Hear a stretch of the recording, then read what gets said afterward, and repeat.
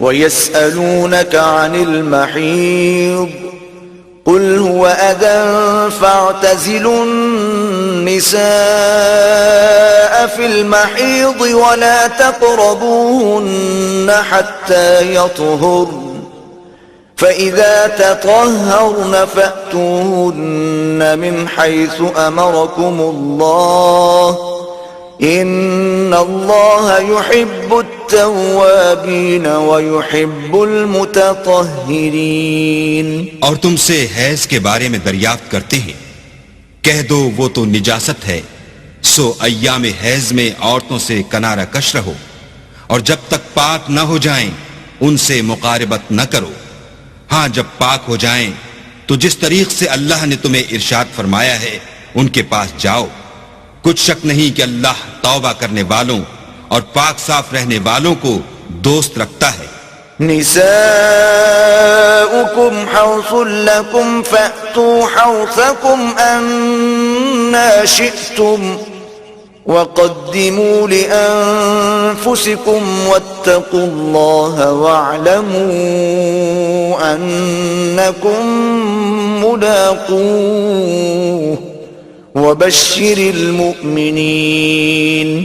تمہاری عورتیں تمہاری کھیتی ہیں تو اپنی کھیتی میں جس طرح چاہو جاؤ، اور اپنے لیے نیک عمل آگے بھیجو، اور اللہ سے ڈرتے رہو، اور جان رکھو کہ ایک دن تمہیں اس کے روبرو حاضر ہونا ہے۔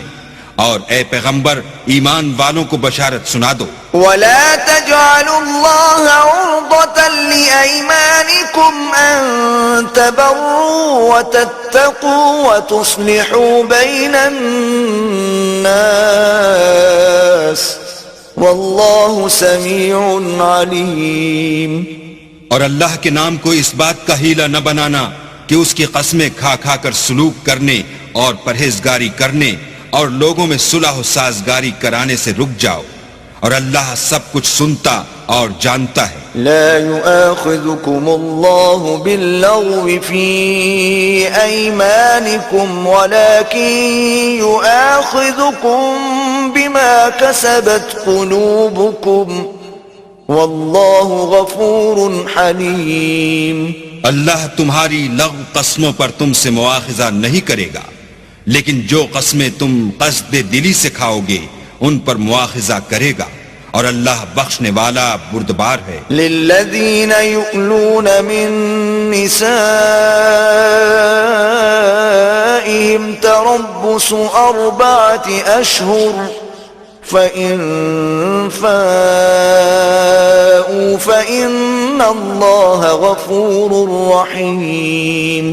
جو لوگ اپنی عورتوں کے پاس جانے سے قسم کھا لیں ان کو 4 مہینے انتظار کرنا چاہیے، اگر اس عرصے میں قسم سے رجوع کر لیں تو اللہ بخشنے والا مہربان ہے۔ وَإِنْ عَزَمُوا الطَّلَاقَ فَإِنَّ اللَّهَ سَمِيعٌ عَلِيمٌ۔ اور اگر طلاق کا ارادہ کر لیں تو بھی اللہ سنتا اور جانتا ہے۔